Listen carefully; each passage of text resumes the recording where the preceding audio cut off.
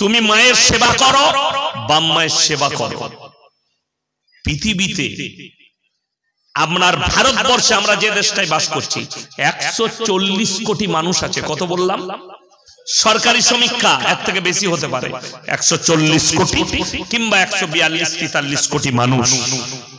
এর মধ্যে 40 কোটি মুসলমান।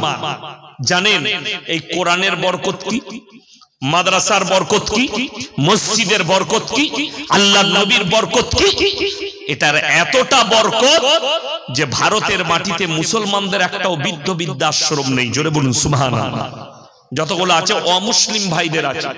তার কারণ হচ্ছে মাদ্রাসা, তার কারণ হচ্ছে দাড়ি টুপি, মাদ্রাসা, মসজিদ। কোরআন খুলে 1400 বছর আগে সূরা বনী ইসরাঈল 15 পারা আল্লাহ তাআলা বললেন, ইম্মা ইয়াবলুগান্না ইনদাকাল কিবার আহাদুহুমা আও কিলাহুমা ফালা তাকুল লাহুমা উফফি ওয়ালা তানহারহুমা ওয়া কুল লাহুমা কাওলান কারীমা। তোমাদের মা বাবা যখন বৃদ্ধকালে বৃদ্ধাক্যে পৌঁছাবে, তোমরা এমন করে খিদমত করো যেভাবে তোমাদের শিশুতে লালিত পালিত করেছে। তোমরা উহ শব্দটুকু ব্যবহার করো না। এটা কোরআন শোনাচ্ছি আপনাদেরকে। উহ শব্দ, বুড়ো বয়সে বাপ বুড়ো হয়ে গেছে তো বিছানায় যদি পেশাব করে দেয়, অনেক মানুষ বিরক্ত হয়, কি বলে, বুড়োটা জ্বলিয়ে দিলে, বুড়োটা লেগে জ্বলে গেলাম, বলে না? বলে না? বিছানায় পেশাব করছে, ওরে নেমো খারাপ, তোর আব্বা একবার বিছানায় পেশাব করেছে, তুমি বলছো উহ বুড়োটার লেগে জ্বলে গেলাম।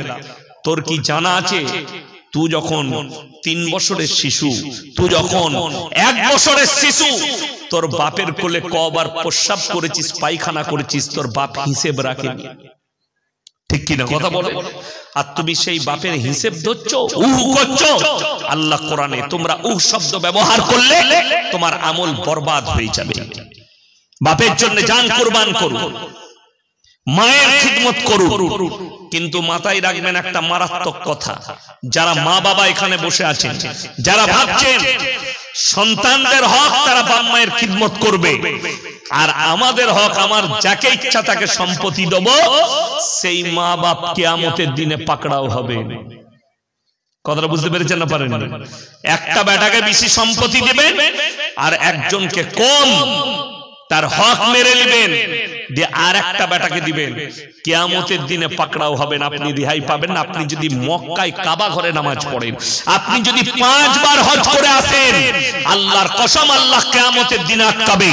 আল্লাহর কাছে সবথেকে মারাত্মক হিসাব কিয়ামতের দিনে যেটা হবে, বাবা মা সন্তান সবাই শুনে যান, আমরা কারুর সন্তান, কারুর বাবা, কারুর মা, কারুর স্বামী, কারুর স্ত্রী, সবাই শুনে যান, আল্লাহ কঠিন হিসেব নেবেন হকের।